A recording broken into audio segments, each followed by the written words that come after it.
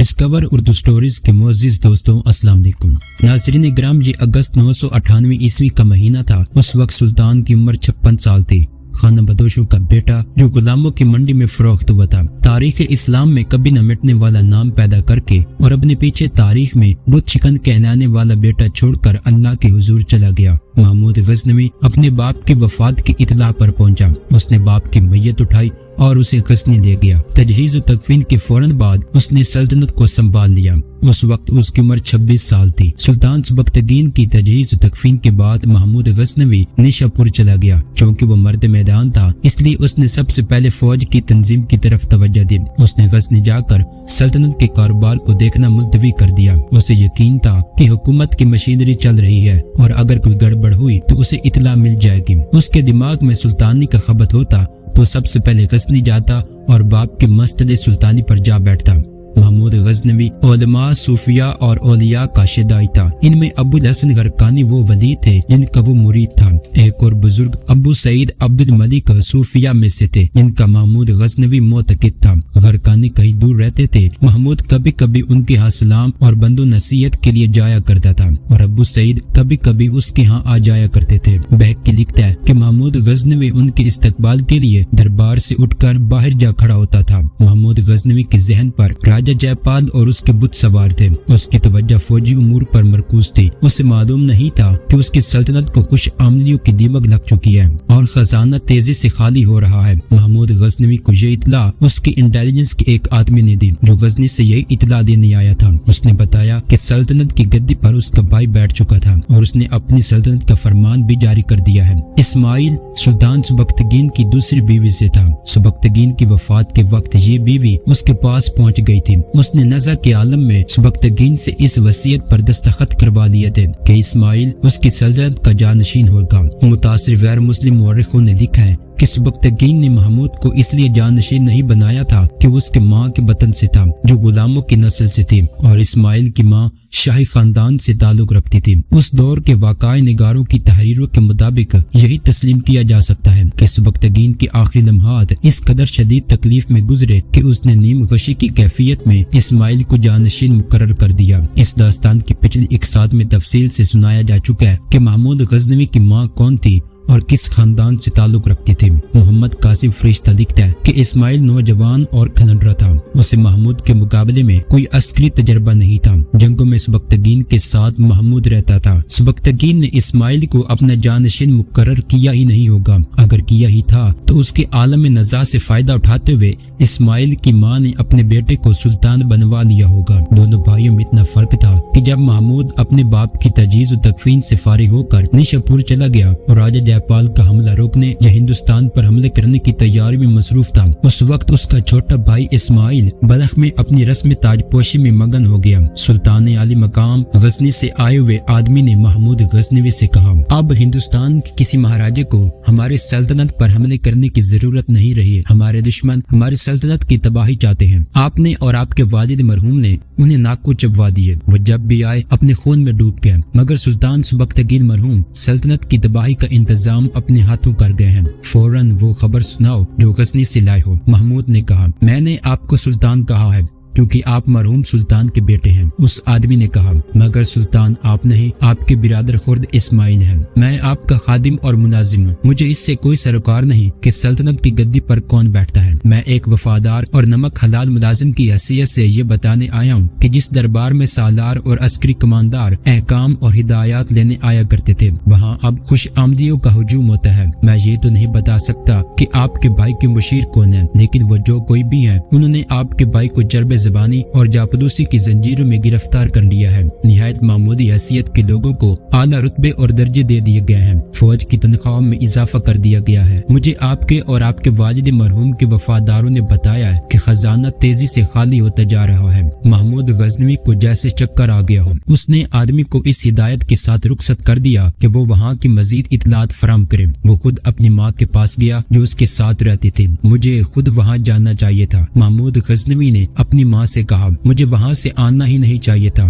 مگر میرے دل میں سلطانے کی خواہش نہیں تھی۔ میرے فرض کے تقاضے کچھ اور ہیں، تمہیں وہاں نہیں جانا چاہیے۔ ماں نے اسے کہا، تمہارا بھائی تمہیں قتل کرا سکتا ہے۔ تخت و تاج کا نشہ انسان کو وحشی اور درندہ بنا دیتا ہے اور یہ بھی سوچ لو کہ وہ اپنے باپ کا جانشین بننے کے قابل ہے تو اسے سلطان بنا رہنے دو اور فوج کی کمان تم اپنے ہاتھ میں رکھو۔ اگر وہ اس قابل ہوتا ہے تو میں اتنا پریشان کیوں ہوتا؟ محمود نے کہا، کیا آپ اسے جانتے نہیں کہ وہ کس کمائش کا لڑکا ہے؟ مجھے میرے پیر مرشد نے بتایا کہ نااہل اور خود غرض حکمرانوں کے گناہوں کی سزا پوری قوم کو بھگتنا پڑتی ہے۔ میں سلطان نہیں بننا چاہتا، مجھے سلطنت کو بچانا ہے، اسے ایک مضبوط قلعہ بنا کر مجھے اسلام کی شمع ہندوستان کے بت خانے تک پہنچانی ہے۔ اگر میرا بھائی مخلص ہوتا تو وہ مجھے اپنی تاج پوشی پر بلاتا، اس نے مجھے اطلاع تک نہ دی۔ اس کا مطلب یہ ہے کہ اس کی نیت صاف نہیں، مجھے وہاں جانا چاہیے۔ مجھے بتایا گیا ہے کہ ان دنوں اسماعیل غزنوی نہیں بلخ میں ہیں، تم اسے پیغام لکھ کر بھیج دو۔ ماں نے کہا، اس سے پوچھو کہ مجھے جو خبریں ملی ہیں وہ کہاں تک درست ہیں، اس کے جواب کا انتظار کرو۔ اسماعیل اس وقت بلخی میں تھا جب قاصد نے اسے محمود کا پیغام دیا۔ اسماعیل نے کاغذ کھولے بغیر اپنے ایک حاکم کی طرف پھینک کر کہا،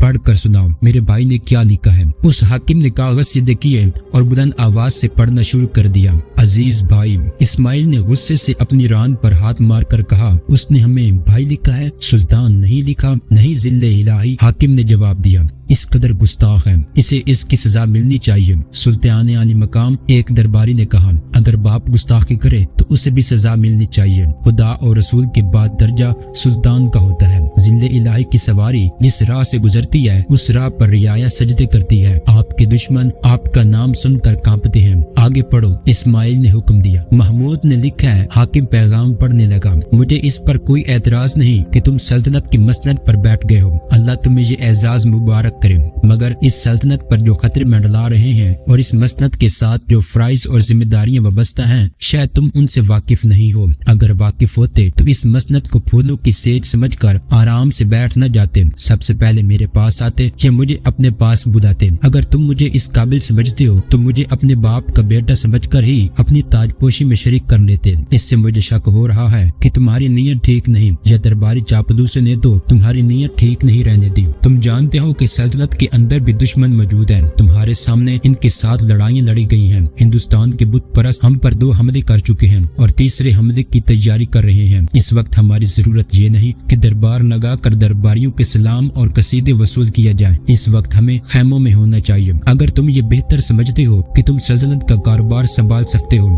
تو میں جنگی امور سنبھال لیتا ہوں۔ اس وقت جنگی امور کی طرف زیادہ توجہ دینے کی ضرورت ہے۔ میں صرف اس صورت میں تمہیں سلطانی سونپ سکتا ہوں کہ تم اچھے اور برے میں، دوست اور دشمن میں، نیک اور بد میں تمیز کرنے کے قابل ہو جاؤ، مگر مجھے یقین ہے کہ تم اس قابل نہیں ہو۔ تم نے نااہل لوگوں کو رتبے دے دیے ہیں، ان میں یہ خوبی دیکھی ہے کہ وہ خوش آمدید اور چرب زبان ہیں۔ تم نے فوج کی تنخواہ بڑھا کر خزانے پر بے جا بوجھ ڈال دیا ہے۔ تم یہ بھی بھول گئے ہو کہ تم ایک اسلامی سلطنت کے سلطان ہو اور تمہارے اوپر ایک خلیفہ بھی ہے۔ میری ایک تجویز مان لو تاکہ میں وہ فرض ادا کر سکوں جو مرحوم باپ ادھورا چھوڑ گیا ہے۔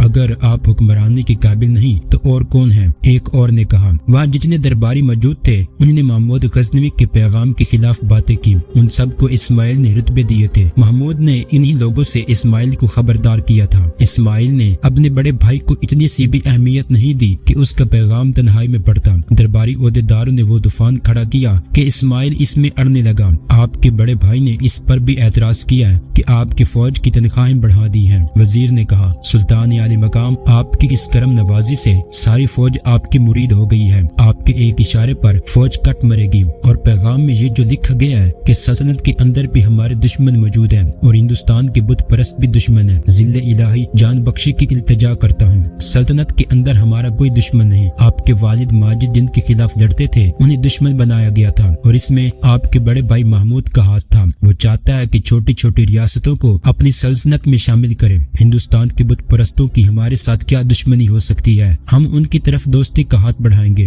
ہمیں جنگ جدل سے کیا لینا؟ وزیر کی تائید میں کئی ایک آوازیں سنائی دی۔ صرف ایک بوڑھا تھا جو خاموش بیٹھا کبھی اسماعیل کو اور کبھی ان لوگوں کو دیکھتا تھا۔ جب وزیر نے کہا کہ ہمیں جنگ و جدل سے کیا تو وہ اٹھ کھڑا ہوا۔ وہ خزانے کا محتمم اعلیٰ فرخزاد ابراہیم تھا جو اپنی عزت، اپنا وقار، اپنا ایمان بیچ ڈالے انہیں جنگ و جدل سے کیا۔ بوڑھے نے غصے اور جذبات کی شدت سے لرزتی ہوئی آواز میں کہا، اسماعیل ابن سبکتگین، تو میرے ہاتھوں میں پیدا ہوا تھا، میرے سامنے پل کر جوان ہوا، مگر تو بچہ ہے اور ان ایمان فروشوں کے ہاتھوں کھیل رہا ہے۔ یہ تجھے اپنا کٹپتلی بنا چکے ہیں، یہ دنیا کے لالچ سے اندھے ہو گئے ہیں اور تجھے بھی اندھا کر رہے ہیں۔ تو نے اپنے آپ کو اس سلطنت پر ٹھونسا ہے، تجھے نہ تو قوم نے سلطنت دی ہے نہ خدا نے۔ اگر تجھ میں عقل ہے تو اسے استعمال کر اور گریبان میں منہ ڈال کر سوچ کہ تو اس منہ کے قابل ہے۔ تیرے بھائی نے ٹھیک لکھا ہے کہ تو ان لوگوں میں صرف یہ خوبی دیکھتا ہے کہ یہ خوش آمدنی ہیں، یہ تجھے تباہی کے راستے پر لے کر جا رہے ہیں، یہ اپنا پیٹ بھر رہے ہیں، انہوں نے خزانہ خالی کر دیا ہے، یہ تجھے مشورے دے رہے ہیں کہ ہندوستان کے بت پرستوں کی طرف دوستی کا ہاتھ بڑھاؤ۔ ان کا مطلب صرف یہ ہے کہ کسی سے جنگ و جدل نہ کرو اور ایمان فروش منمانی اور عیش عشرت کرتے رہیں۔ سلطان عالی مقام وزیر نے کہا،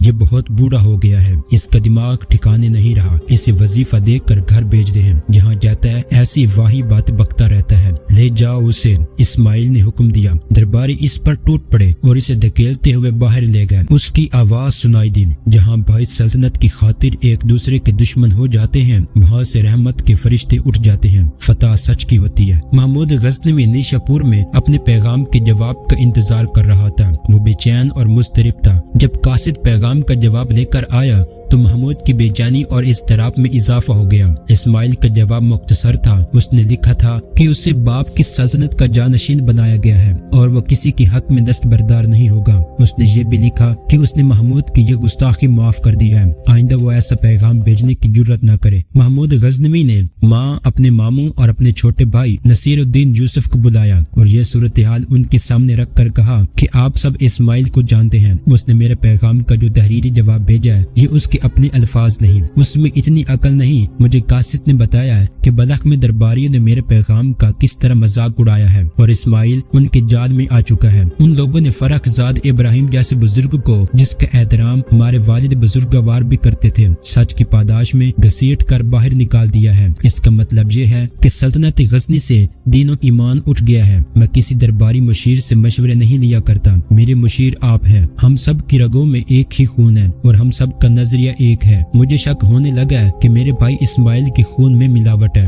وہ میری کوکھ سے پیدا ہوا ہوتا تو ہوسکار بندوں کی بجائے براہ راست خدا سے مشورے لیتا۔ محمود کی ماں نے کہا، وہ ہے تو تیرے باپ کا ہی بیٹا، لیکن اس کی ماں نے اس کے دل میں سلطنت کی ہوس ڈال دی ہے۔ اور محمود، میں تجھے دودھ کی داریں اس روز بخشوں گی جس روز تو ہندوستان کے حملوں کا انتقام ہندوستان پر حملہ کر کے لے گا اور جس روز ہندوستان کے بت ریزہ ریزہ ہو چکے ہوں گے، مگر فوج کا سب سے بڑا حصہ اسماعیل کے قبضے میں ہے۔ محمود نے کہا، اس نے فوج کی تنخواہ میں اضافہ کر کے فوج کو اپنا وفادار بنا لیا ہے۔ اس کا جواب آپ نے پڑھ لیا ہے، اس نے صلح اور سمجھوتے کے راستے بند کر دیے ہیں۔ کیا آپ مجھے اجازت دیں گے کہ میں جتنی بھی فوج میرے پاس ہے اس سے بلخ پر حملہ کر دوں؟ اس کے سوا اور کوئی چارہ نہیں۔ اس کے ماموں نے کہا، لیکن خطرہ ہے، تمہارے پاس فوج تھوڑی ہے، پہلے یہ کیوں نہ دیکھ لیا جائے کہ بلخ اور غزنی کی فوج کس حد تک اسماعیل کی وفادار ہے۔ میرے پاس وقت نہیں، محمود غزنوی نے کہا، ہندوستان سے جو اطلاعیں آ رہی ہیں وہ تشویشناک ہیں، وہاں صرف فوج نہیں بلکہ پوری ہندو قوم حملے کی تیاری کر رہی ہے۔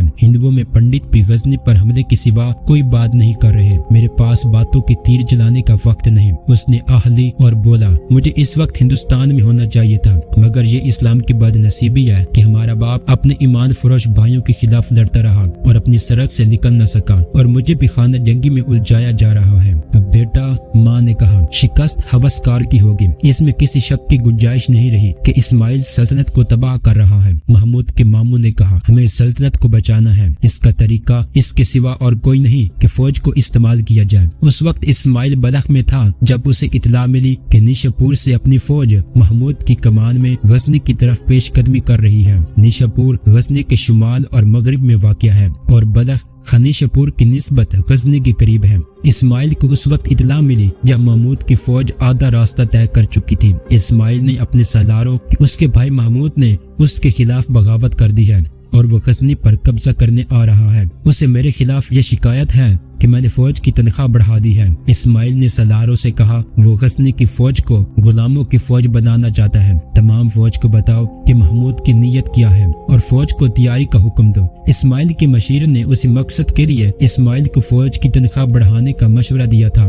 کہ فوج دشمن کے خلاف لڑنے کی بجائے سلطان اسماعیل کے مخالفین کو کچلنے کے کام آئے۔ وزیر اور دیگر مفاد پرست امراء اور حاکموں نے فوج کو مزید مراد دلا کر پروپیگنڈا کرایا کہ محمود فوج کو اپنی کمان میں لے کر ہندوستان پر حملہ کرنا چاہتا ہے اور اس حملے کا مقصد صرف یہ ہوگا کہ وہ ہندوستان کے خزانوں اور زر و جواہرات سے اپنا خزانہ بھرے۔ اسماعیل کی فوج غزنی سے کچھ دور اس مقام تک پہنچ گئی جہاں محمود غزنوی کی فوج نے آخری پڑاؤ کر رکھا تھا۔ اسماعیل نے اس کے قریب اپنی فوج کو خیمہ زن کر دیا۔ محمود کی دشواری یہ تھی کہ اس کے پاس فوج بہت کم تھی۔ ایک تو یہ کمی اس کی کمزوری تھی، دوسری اس کی نیت یہ تھی کہ آپس کی خون خرابی سے گریز کیا جائے۔ اس نے آخری کوشش کے طور پر اپنا ایلچی اس پیغام کے ساتھ اسماعیل کے پاس بھیجا کہ لڑائی کی بجائے صلح سمجھوتے کے لیے دونوں کی ملاقات ہونی چاہیے، خانہ جنگی سے فائدہ دشمن کو پہنچے گا۔ محمود نے پیغام میں یہ بھی لکھا کہ ہندوستان کی فوج نے ہماری آپس کی لڑائی کے دوران حملہ کر دیا تو وہ سلطنت ہی نہیں رہے گی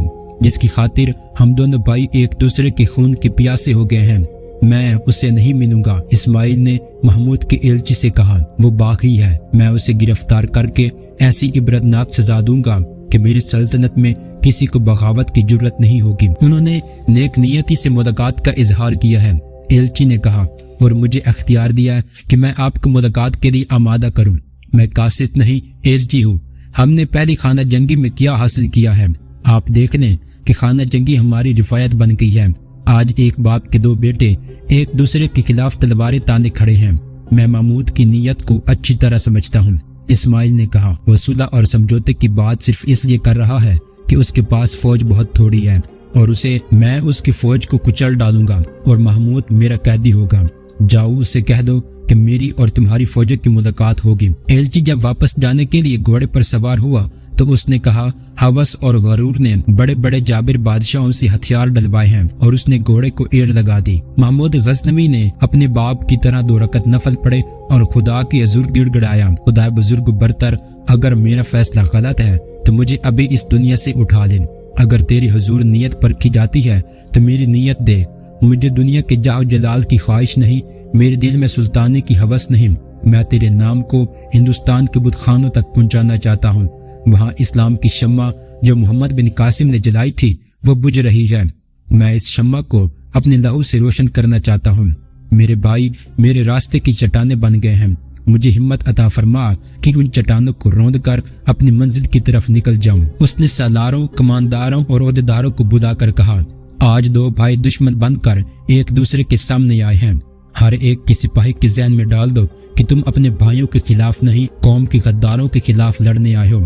تمہارے چچا، تایا، ماموں یا ان کے بیٹے اس فوج میں ہوں گے جس کے خلاف تم لڑے گئے۔ انہیں بتاؤ کہ بدر کے میدان میں خون کے رشتے ایک دوسرے کے خلاف لڑتے تھے اور یہ لڑائی ہمارے رسول مقبول صلی اللہ علیہ وسلم نے لڑی تھی۔ آپ حق پر تھے، اس لیے 313 نے 1000 کو شکست دی تھی۔ تم بھی حق پر ہو۔ ہمیں وہی مذہب کفرستان تک پھیلانا ہے جس کی خاطر ہمارے رسول صلی اللہ علیہ وسلم نے خون کے رشتوں کی پہلی جنگ لڑی تھی۔ ہماری تعداد بہت تھوڑی ہے، سپاہیوں کو یقین دلاؤ کہ خدا ہمارے ساتھ ہے۔ اس کے بعد محمود غزنوی نے سلاروں وغیرہ کو کچھ ہدایات دی۔ تعداد کی کمی اسے بہت پریشان کر رہی تھی۔ اسے اب دھوکے اور چالوں کی جنگ لڑنی تھی۔ اس نے ایک چٹان پر کھڑے ہو کر اپنے بھائی کی خیمہ گاہ کی طرف دیکھا۔ اس نے اپنے دل پر بوجھ سا محسوس کیا کہ اسماعیل کی فوج ایک لشکر تھا اور اس لشکر کے آگے ہاتھی تھے۔ مورخوں نے ہاتھیوں کی تعداد 200 اور 300 کے درمیان لکھی ہے۔ ہاتھیوں کی پیشانیوں اور سونڈوں پر لوہے کے خول جڑے ہوئے تھے۔ یہ وہ ہاتھی تھے جو راجہ جے پال کے 2 حملوں میں اس کی فوج سے چھینے گئے تھے۔ سلطان سبکتگین نے یہ ہاتھی غزنی بھیج دیے تھے۔ یہ جنگی ہاتھی تھے۔ راجہ جے پال جب اسماعیل کی فوج سے کئی گنا زیادہ لشکر لے کر حملہ کرنے آیا تھا تو اس کے ساتھ سینکڑوں ہاتھی تھے۔ محمود غزنوی نہ صرف اس کے لشکر سے گھبرایا نہ ہاتھیوں سے۔ اسے اس احساس نے دلیری دی تھی کہ یہ لشکر اس کے مذہب اور اس کی قوم کے دشمن ہیں۔ اب اسماعیل کے لشکر کو دیکھ کر اسے جہاں یہ دکھ ہوا کہ اس کی فوج اپنی ہے جو اس کے خلاف لڑنے آئی ہے، وہاں اسے یہ بھی خطرہ نظر آیا کہ یہ مسلمان جنگجوؤں کی فوج ہے جو لڑنا اور مرنا جانتی ہے اور جو اس کی چالوں سے واقف ہے۔ اسے معلوم تھا کہ یہ فوج صرف اس لیے اس کے خلاف لڑنے آ گئی ہے کہ اس کی تنخواہیں بڑھا دی گئی ہیں۔ اس سے اسے یہ اطمینان ہوا کہ یہ فوج قومی جذبے کی بجائے تنخواہ کے زور پر لڑنے آئی ہے، اس لیے اسے شکست دی جا سکے گی۔ مگر محمود کا یہ مسئلہ جوں کا توں موجود تھا کہ اس کی فوج کی تعداد کم تھی۔ اس نے اپنی قلیل فوج کو 4 حصوں میں تقسیم کیا، زیادہ تعداد کا حصہ اپنی کمان میں محفوظ رکھا، 2 حصوں کو پہلوؤں میں پھیلایا اور چوتھے حصے کو دشمن کے سامنے رکھا۔